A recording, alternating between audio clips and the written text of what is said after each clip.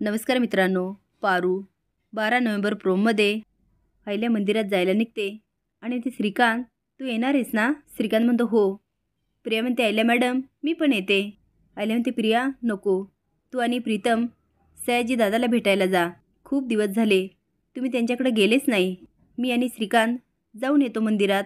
आदित्य ऑफिसला निघतो आणि मकरंद त्याच्या खूप पुढे पुढे करत असतो. आदित्य निघून जातो आणि मकरंद बंदूक काढतो आणि म्हणतो अहिल्या किर्लोस्कर, आज मी तुला संपवणार. पारू अहिल्यासाठी चहा घेऊन जाते. अहिल्या म्हणते पारू तू इथे? पारू म्हणते दिव्याई तुम्ही मंदिरात नका जाऊ. पारू म्हणते का गं, काय झालं?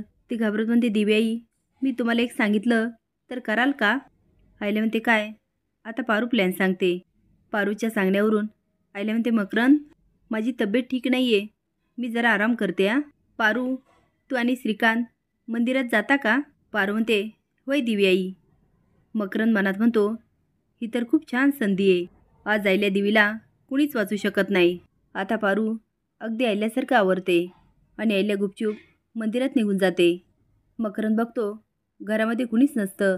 तो आता अहिल्याच्या रूममध्ये जातो. अहिल्या अंगावर घेऊन झोपलेली असते. तो असत म्हणतो अहिल्या देवी किर्लोस्कर, आज तुम्हाला माझ्यापासून कुणीही वाचू शकणार नाही. तो आता बंदूक ताणतो. तेवढ्यात पारू मागे बघते. तो घाबरून म्हणतो पार्वती तू? अहिल्यादेवी कुठे? हे बघ तुझ्याशी माझी काही दुश्मनी नाही, उगाचच कशाला स्वतःचा जीव गमावते. पारू म्हणते मी माझ्या दिव्याईसाठी जीव बी द्यायला तयार आहे आणि तुझा नीचपणा मी पहिल्या दिवसापासूनच ओळखला होता. तुला काय वाटलं तू माझ्या दिव्याईला एवढा सहजासहजी मारशील? मी असोपर्यंत मी दिव्याईला काही होऊ देणार नाही. तो ठीक आहे मग पहिले तू मर. तो आता मारणार तेवढ्यात पारू बंदूक पकडते.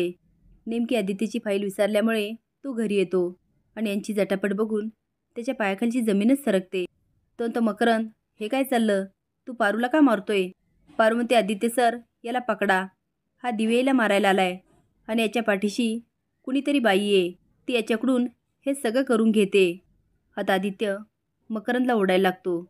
असेच नवीन अपडेट जाण्यासाठी लाईक आणि सबस्क्राईब करा. धन्यवाद.